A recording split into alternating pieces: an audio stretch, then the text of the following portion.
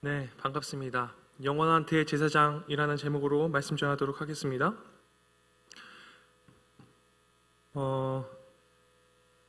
우리 옆 사람과 인사할까요? 모든 열방 주 볼 때까지. 네, 인사하겠습니다. 모든 열방 주 볼 때까지. 네, 감사합니다. 모든 열방 주 볼 때까지. 여러분, 발달 심리학을 보면 영속 개념이라는 것이 있는데, 이 영속 개념이 무엇이냐고 하면 생후 6개월이 된 정도의 아이에게 이렇게 장난감을 앞에 보여줍니다. 그러면 장난감을 잘 보죠. 근데 이 장난감을 이렇게 뒤로 딱 돌면은 없는 걸로 알고서 찾질 않아요.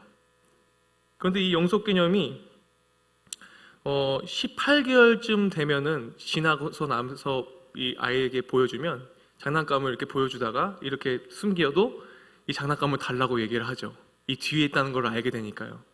무슨 말이냐면 18개월 전에는 영속 개념이라는 것이 없어서 눈앞에 보여졌던 것이 없어지면 없다고 생각을 해요. 근데 18개월 후에 보면은 이렇게 숨겨도 여기 뒤에 있다는 걸 알기 때문에 계속 달라고 얘기를 하는 것이죠. 신앙의 세계가 바로 이와 같은데요. 그리스도인들은 눈에 보여지는 것만 붙들며 살아가지 않습니다. 눈앞에 보인 것만 진짜라고 있다라고 믿는 것이 우리들의 신앙이 아니죠. 육신의 눈에 보이지 않아도 우리는 영적인 존재이기 때문에 영적인 눈을 들어서 주님을 찾고 하나님을 선명하게 바라보는 그런 우리가 되어야 합니다. 그러려면 우리가 어떻게 해야 되겠습니까? 주님의 말씀을 더욱더 가까이 하고 더욱더 말씀과 기도로 주님 앞에 나아가야 되더라는 것입니다. 오늘 본문 말씀 역시 우리가 이 땅을 살아가야 할 때 무엇을 붙들어야 할지, 눈앞에 보이는 것을 붙드는 것이 아니라 눈앞에 보이지 않아도 정말로 진리되는 것들을 붙들며 살아가라고 우리에게 말씀하고 계십니다. 오늘 우리가 읽은 11절 말씀은 이렇게 시작하는데요. 다 같이 함께 읽겠습니다. 11절 말씀 좀 길지만 함께 읽을까요? 레위 계통의 제사 직분으로 말미암아 온전함을 얻을 수 있었으면 백성이 그 아래에서 율법을 받았으니 어찌하여 아론의 반차를 따르지 않고 멜기세덱의 반차를 따르는 다른 한 제사장을 세울 필요가 있느냐? 여기서 우리가 좀 이해가 필요해서 좀 배경 설명을 좀 하겠습니다. 좀 집중해 주세요. 하나님께서 레위 지파를 구별하셔서 성막에서 봉사하면서 하나님의 백성들이 예배를 드릴 수 있도록 돕는 일을 한 것이 레위 지파였습니다. 그죠? 하나님께서 임명하셨어요. 지파 12지파가 뭐 투표를 해서든지 아니면 레위 지파가 해라 이렇게 해서 된 것이 아니라 하나님께서 레위 지파를 어떻게 하셨다고요? 임명하셨다고요. 하나님께서 지정하신 일이었기 때문에 다른 지파가 할 수 없었습니다. 하나님께서 레위 지파를 임명하셨어요. 그래서 성막에서 봉사하는 일과 예배를 돕는 일에 헌신하고자 하여도 다른 지파는 어떻게 해요? 불가능했습니다. 물론 다른 지파들과 비교해서 레위 지파가 더 거룩하고 하나님과 더 가까운 특별한 위치에 있는 것은 아닙니다. 여기서 우리가 오해를 해요. 레위 지파가 더 뭔가 특별하고 더욱더 거룩해서 주님께서 그들을 임명하셨다고 생각하는데 그렇지 않습니다. 그냥 레위 지파를 임명하신 거예요. 레위 지파는 유대의 전통의 대표성 원리에 따라서 기초하여서 이스라엘 전체가 하나님의 백성으로서 구별된 삶을 살고 하나님을 예배하는 삶을 살아라. 그렇게 해서 너희 레위 지파들을 제사장의 지파로 세우겠다. 그렇게 한 것이지 뭔가 특출나서 그렇게 임명하신 것은 아니더라는 거죠. 그럼 뭡니까? 레위 지파는 이런 직분을 받았기 때문에 더 하나님 앞에서 더욱더 거룩해지기 위해서 노력해야 하고 더욱더 예배의 삶을 모범을 보이는 그런 지파로서의 삶을 살아내야 하는데 그렇지 못했죠. 그죠? 왜 그렇지 못했습니까? 특별히 제사장 직분은 레위 지파 안에서도 아론의 자손에게만 주어지는 특권이었습니다. 그것이 제사장의 특권이 있었는데 제사장은 하나님의 백성을 대표해서 어떡합니까? 하나님께 특별한 제물과 제사를 드리는 일을 주관했고 백성들을 위해 중보하는 일을 그냥 담당했을 뿐입니다. 그러나 제사장들 자신들이 스스로 죄인이었기 때문에 그것을 적나라하게 보여주고 있었죠. 예전에 우리가 사무엘상 2장도 사무엘상 말씀 쭉 우리가 아침마다 새벽 이제 예배 드리는 분들은 청년들은 잘 알 수도 있는데 사무엘상 2장 말씀에 보면 어떤 이야기가 나옵니까? 엘리라는 제사장이 나옵니다. 엘리나라는 제사장이 40년간 이스라엘 민족을 섬겼습니다. 그리고 두 아들의 아버지였죠. 누구와 누구의 아들이었습니까? 홈리와 비느하스의 아버지가 엘리였습니다. 홈리와 비느하스가 두 아들이 하나님께 드린 제물을 탈취하고 하나님께 드려지는 제사를 어떻게 해요? 멸시했다라고 얘기를 해요. 자, 제사장의 아론의 아들이 제사장이 됐습니다. 그런데 어떻게 합니까? 좀 더 특별하고 거룩하고 제대로 된 예배의 모범을 보이는 그런 제사장 직분을 감당해냈습니까? 아니요. 아니라고요. 그냥 레위 지파였고 아론의 후손이었기 때문에 그냥 제사장 직분을 받았을 뿐이지 뭔가 대단해서 받았던 사람들이 아니라는 것을 증명하죠. 그래서 엘리 제사장이 어떡합니까? 이 아들들을 훈계합니까? 야, 니네 제사장 직분을 바르게 수행해야지. 우리는 거룩하고 특별한 민족이기 때문에, 특별한 지파이기 때문에 제대로 해야 돼 라고 훈계합니까? 그렇지 않았습니다. 훈계하지 않았어요. 하나님께 드려지는 제사가 거룩한 제사가 되도록 그 어떤 조치도 취하지 않았습니다. 같이 병들었죠. 또한 예레미야 선지자가 하나님의 말씀을 가감없이 전했을 때 예레미야를 때리고 가두었던 사람 역시 누구였습니까? 대제사장 임말의 아들 제사장 바수울이었습니다. 좀 특별한가요? 그렇지 않다라니까요. 제사장도 똑같았습니다. 바벨론, 페르시아, 헬라, 로마로 이어지는 포로기 이후 시대에도 마찬가지였습니다. 이스라엘이 정치적인 독립적 토대가 없었기 때문에 대제사장들은 어때요? 이때의 역할이 유대인 사회에서 가장 권세가 있고 영향력 있었던 역할을 했던 직분이 제사장이었어요. 그래서 하나님의 백성으로서 영적 본질을 일깨워 주어야 할 제사장들이 가장 영적으로 어둡고 마음이 둔하여진 모습을 성경 곳곳에서 우리가 찾아볼 수 있습니다. 그렇게 대단한 사람들이 제사장이 된 게 아니에요. 그냥 아론의 후손들이었기 때문에 제사장이 된 것이죠. 로마 시대의 제사장들은 로마의 권세를 힘입어서 제사장직을 수행하였기에 하나님의 말씀보다 어떡합니까? 로마 정부를 더 두려워했습니다. 제사장 직분을 잘 감당했다면 무엇을 더 두려워해야 합니까? 제사장으로서 하나님을 더 두려워해야 하고 하나님의 말씀을 더욱더 두려워해야 하는데 이 제사장이란 사람들이 뭘 더 두려워했다고요? 로마 정부를 더 두려워했다고요. 로마 정부를 더 두려워했기 때문에 그들은 돈을 주고 제사장 직분을 샀습니다. 제사장 직분을 이용해서 자신의 주머니를 채웠어요. 헤롯 왕의 통치 이후에 주 70년 성전이 파괴되기까지 무려 28명의 제사장들이 바뀌었습니다. 그럼 평균적으로 얼마 동안 제사장들이 바뀐 거예요? 3년 반 만에 계속 바뀐 겁니다. 제사장들이.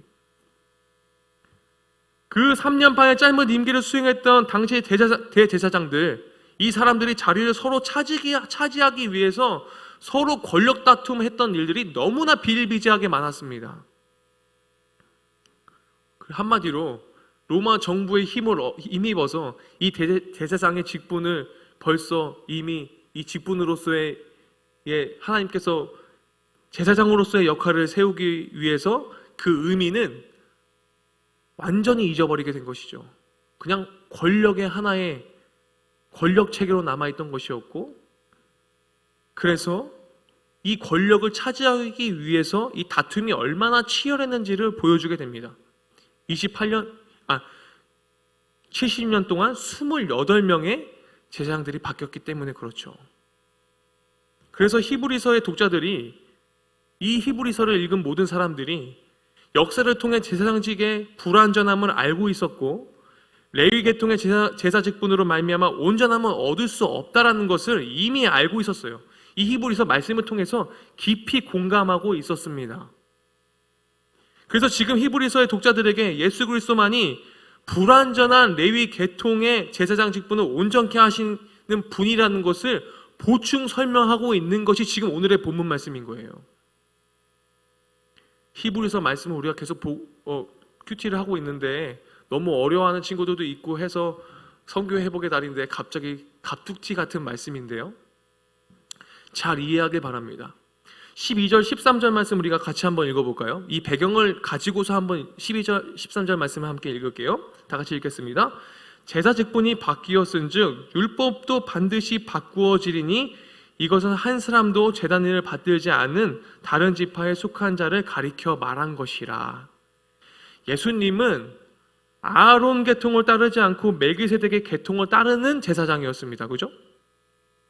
하나님께서는 율법을 통해서 레위 지파의 계통에서만 제사장 직분을 섬기도록 규정하셨는데 갑자기 그 직분이 바뀌어버린 거예요. 예수님은 어느 지파예요? 유다 지파죠. 예수님은 유다 지파예요. 갑자기 유다 지파에서 대제사장 직분을 감당하실 분이 나타난 거예요. 그럼 이것이 이 사람들이 이해하기에 뭘 뜻합니까? 율법도 바뀌었다는 것을 의미하고 있어요. 바울은 이방인들에게 복음을 전할 때와 유대인들에게 복음을 전할 때 다른 방법으로 접근을 하였습니다. 이방인들을 향해서 복음을 전할 때 바울의 입장은 어땠습니까? 예수 그리스도의 부활을 강조했습니다. 그죠? 근데 유대인들에게 복음을 전할 때는 뭘 해요? 모세의 율법이 모든 것들을 의롭게 할 수 없다 라는 것을 강조했어요. 오직 예수 그리스도만이 우리를 의롭게 할 수 있다. 모세의 율법이 우리를 의롭게 할 수 없어 라고 얘기했죠. 모든 사람이 예수 그리스도를 통하여서만 의롭다함을 얻는다는 것을 강조했어요. 이방인에게와 유대인에게와 강조하는 포인트가 달랐습니다. 세번역으로 사도행전 13장 39절을 보면 함께 읽어볼까요? 세번역인데요. 함께 읽겠습니다. 여러분이 모세의 율법으로는 의롭게 될 수 없던 그 모든 일에서 풀려납니다.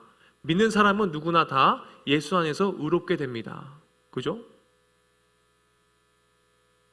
히브리서의 독자들은 어떻게 됩니까? 유대인들과 그리스도인들로 이루어져 있죠. 그래서 레위 지파가 아닌 유다 지파에서 나신 예수님께서 아론의 반차가 아니라 멜기세덱의 서열에 따라서 영원한 제사장이 되셨다는 선언은 가히 이 사람들에게는 충격적으로 다가왔던 거예요. 그래서 왜냐하면 민수기 3장 10절을 보게 되면 이렇게 되어 있죠. 너는 아론과 그의 아들들을 세워 제사장 직무를 행하게 하라. 외인이 가까이 하면 죽임을 당할 것이니라. 그죠?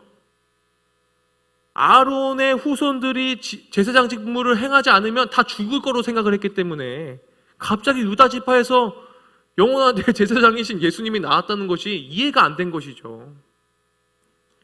율법은 제사장 직분이 아론의 제사장에게만, 아론의 후손에게만 주어진 특권이며 그 외의 지파 사람은 가까이 하는 것은 죽음의 벌로 금지하고 있었습니다. 이것은 모세의 율법인 것이죠. 그런데 하나님께서 그 제사장 직분을 레위 지파가 아닌 유다 지파에서 세우셨다는 것은 율법 또한 변경이 있을 것이라는 것을 의미하고 있는데 여기서 우리가 제대로 해야 돼요.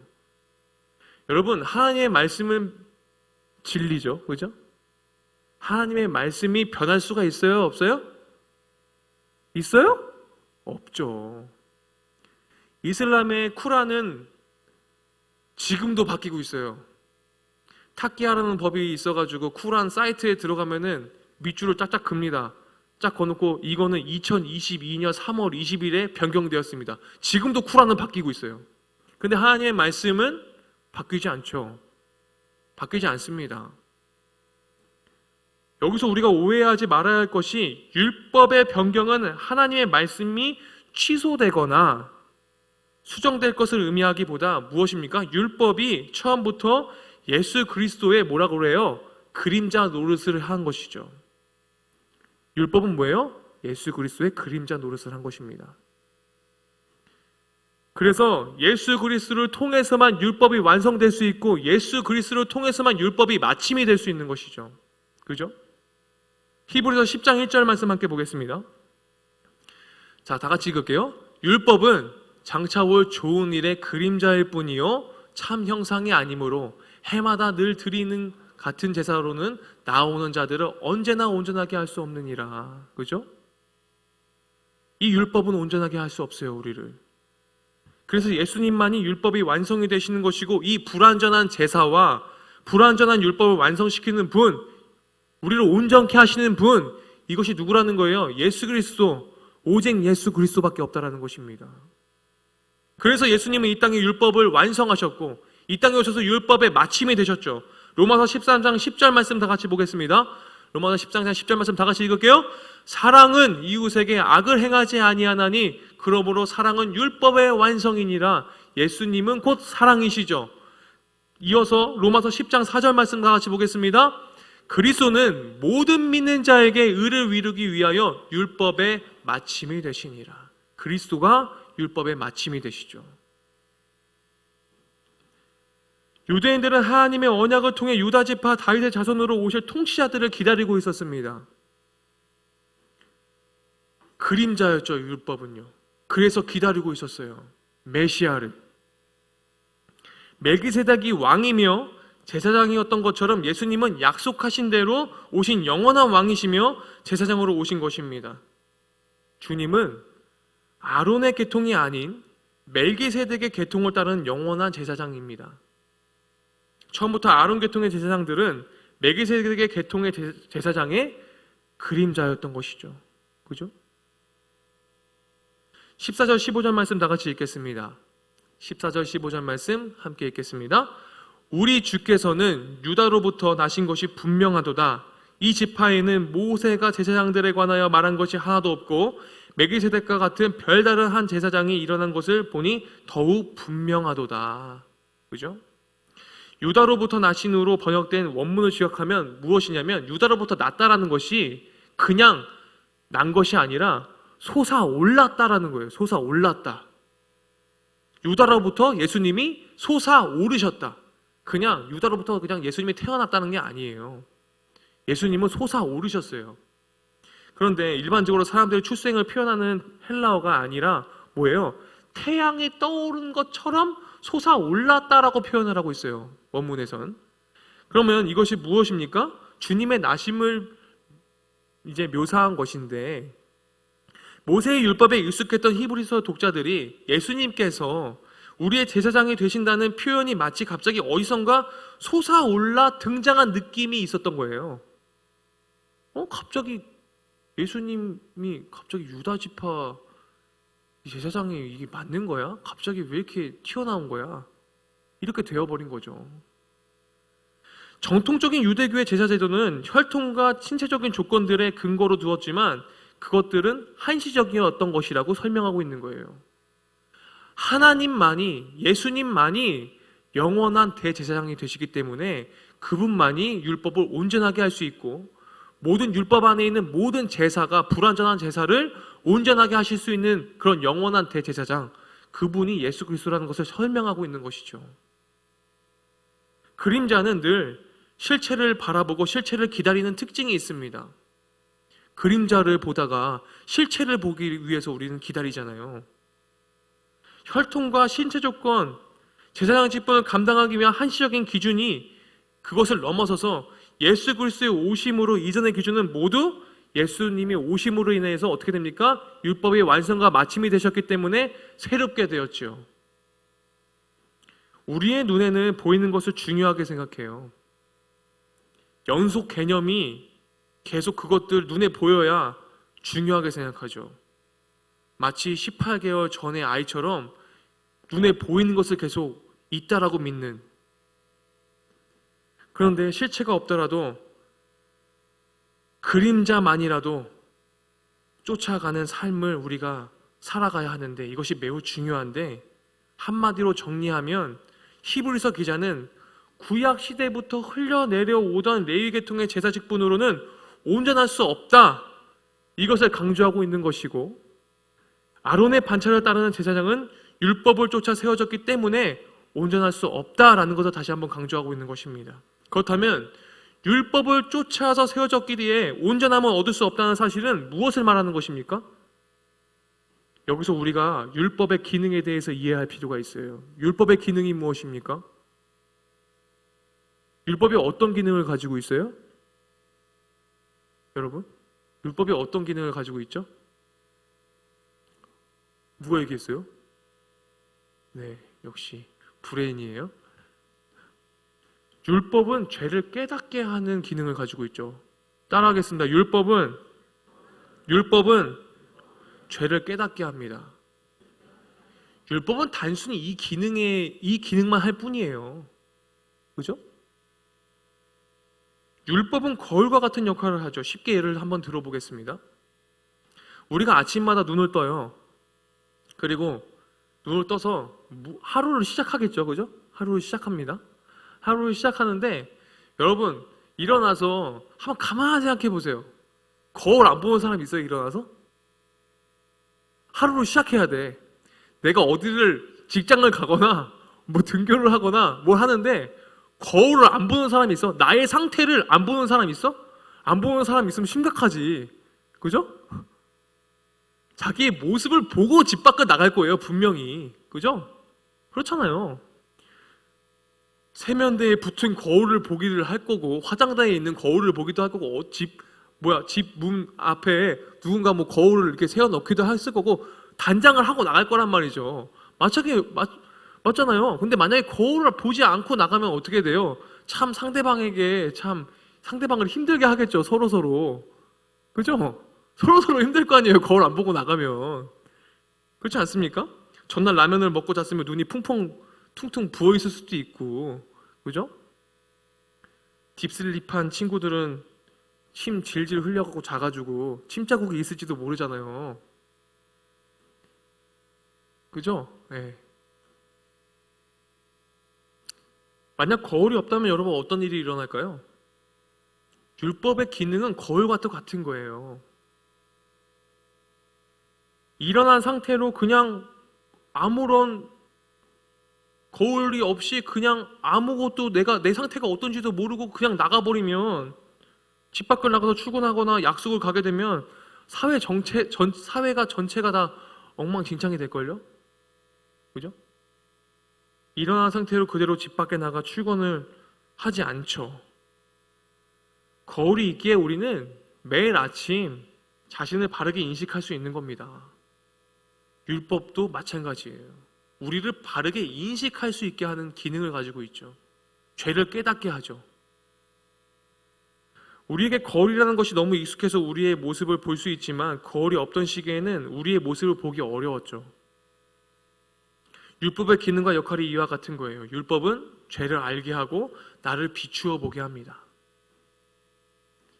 하나님의 말씀 앞에서 우리가 어떤 존재인지 바르게 인식하게 하는 것이 율법의 기능입니다. 그러나 율법은 뭐예요? 죄를 깨닫게는 하지만 율법이 죄로부터 우리를 구원하게 할 수는 없어요. 율법이 우리를 구원하게 할 수 있나요? 율법의 기능이 우리를 구원시킬 수 있는 기능이 있어요?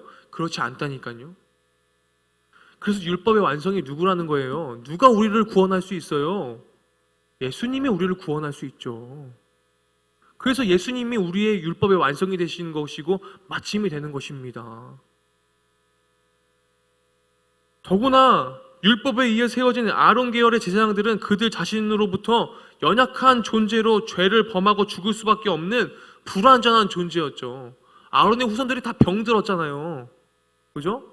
아론도 얼마나 연약했어요. 금송아지 만들었잖아요. 그죠? 따라서 이처럼 불완전한 율법과 그 율법에 의해 세워진 연약한 제사 직분을 통해 온전한 구원에 이룰 수 없다는 것은 너무나 당연한 것입니다. 여러분, 율법이 중요합니까? 이렇게 하면 또 안 중요하다 그러죠. 율법도 중요하죠. 율법의 기능이 죄를 깨닫게 하는 것이어서 중요한 것인데 더 중요한 것은 우리에게 이 죄의 문제의 해결은 매우 중요하다는 거예요. 죄를 깨닫는 것도 중요하지만 이 죄의 문제를 뭐예요? 해결하는 것이 더 중요합니다. 이 죄의 문제를 해결하는 것이 매우 중요한데 이 죄의 문제를 해결하지 않고서는 구원을 받을 수 없기 때문에 중요한데 이 죄의 문제가 단순히 우리 스스로 깨닫고 자책하고 반성하고 끝내면 끝낼 문제면 굉장히 이 죄의 문제가 심플하고 간단한 문제인데 이 죄의 문제가 그래요? 그렇지 않아요. 내 스스로 죄의 문제를 해결할 수 있습니까? 내 스스로 죄의 문제를 할 수 있으면 참 심각해져요. 스스로 구원할 수 있다는 것이거든요. 그죠? 죄의 문제는 내 스스로 해결할 수 없어요. 죄의 문제는 우리를 죄의 종노릇하게 하고 죽음의 노예로 살아가게 만들어 버립니다. 그래서 이 죄의 문제를 해결하는 것은 매우 우리들에게 중요해요. 그래서 이 문제를 해결해 주시고자 이 땅에 누가 오셨습니까? 예수 그리스도가 오셨죠. 불완전한 율법과 불완전한 제사를 단번에 해결해 주시기 위해서 영원한 대제사장이신 예수님이 오신 거예요. 불변하시는 주님, 영원하신 주님.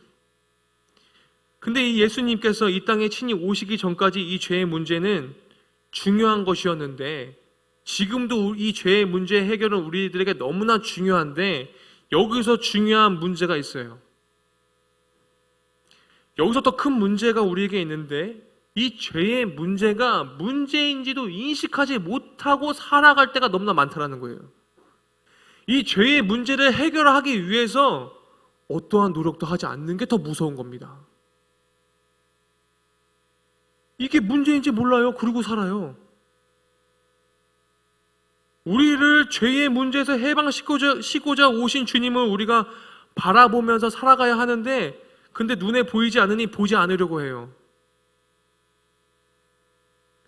한 아이가, 제가 아까 얘기했지만 한 아이가 태어나서 18개월 전까지는 영속 개념이 없어서 눈에 보이지 않으면 찾지 않는 것처럼, 우리가 이 죄의 문제에 대해서 해결하기 위해서 주님을 찾아야 하는데 눈에 보이지 않으니까 안 찾아요. 이게 심각한 거라는 거예요. 주님을 찾고 주님을 예배하고 주님을 향해 나아가야 하는데 우리가 이 갈급함이 없어졌다는 거예요. 오늘 이 시대에. 굉장히 이 죄의 문제 해결에 대한 이 심각한 이슈를 굉장히 간단하고 심플하게 생각해요. 아, 눈에 안 보이는데 뭐 해결됐나 보지 뭐. 우리가 그림자를 쫓아 살아가는 삶이 아니라, 눈에 보이는 것을 쫓아 살아가는 삶이 아니라, 눈에 보이지 않아도 우리와 언제나 영원히 함께 하시는 하나님을 바라보면서 살아가야 하는데, 그렇지 않다는 것이 제일 큰 문제라는 것입니다.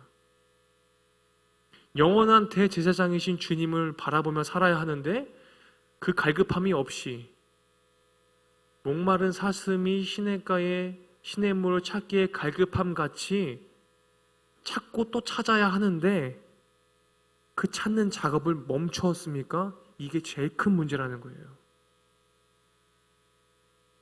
18절, 19절, 3반절 말씀을 함께 읽겠습니다. 좀 졸리시죠? 미안합니다. 다 같이 읽겠습니다. 전에 있던 계명은 연약하고 무익함으로 패하고 율법은 아무것도 온전하게 못할지라. 여기까지 읽겠습니다. 하나님은 아무것도 온전하게 하지 못할 율법에 따라 세워진 제사장이 아니라 전혀 다른 차원의 제사장을 세우신 것이죠. 그죠? 하나님은 그런 다른 차원의, 우리가 생각하지 못한 다른 차원의 제사장을 세우셨는데, 다시 한번 강조하지만 그 영원한 제사장이 누구예요? 예수 그리스도예요. 예수 그리스도께서는 레위 계통의 아론의 반차를 따라 세워진 제사장이 아니라 멜기세덱의 반차를 따라 세움을 받으셨습니다. 그래서 16절 하반절을 함께 읽겠습니다. 16절 하반절입니다. 다 같이 읽습니다. 그는 육신에 속한 한 계명의 법을 따르지 아니하고 오직 불멸의 생명의 능력을 따라 되었으니.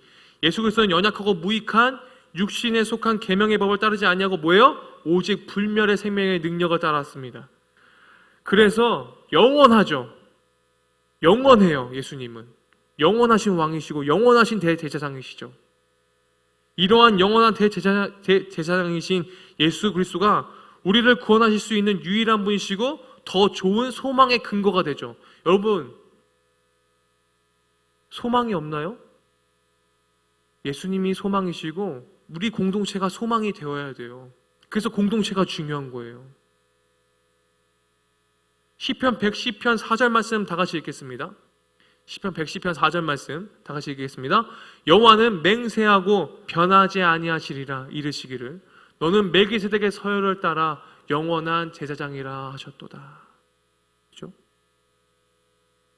예수 그리스도는 우리를 위해서, 우리의 죄를 위해서 친히 스스로 제물이 되셔서 죄의 문제를 단번에 해결해 주셨습니다. 그래서 소망이시죠. 이 죄의 문제를 해결해 주실 분이 예수님밖에 없었기 때문에 이 땅에 오셨어요. 이 죄의 문제 해결은 예수님께서 이 땅에 오실 정도로 심각한 문제인데 우리가 살아가면서 이 죄의 문제 해결에 대해서 심각하게 생각하지 않아요. 예수님이 오실 정도로 심각한 문제라니까요, 이건요. 근데 왜 이렇게 이 죄의 문제의 해결에 대해서 왜 이렇게 우리가 가볍게 생각하고 있는지 모르겠습니다. 예수님이 이것들을 해결하기 위해서 예수님이 오셨는데, 그렇게 중요한데. 사랑하는 여러분, 우리는 더 이상 불완전한 율법이 아니라 영원한 생명의 이유 되신 예수 그리스도를 인해서 날마다 더 좋은 소망을 노래하며 살아가야 합니다. 기쁘지 않으십니까?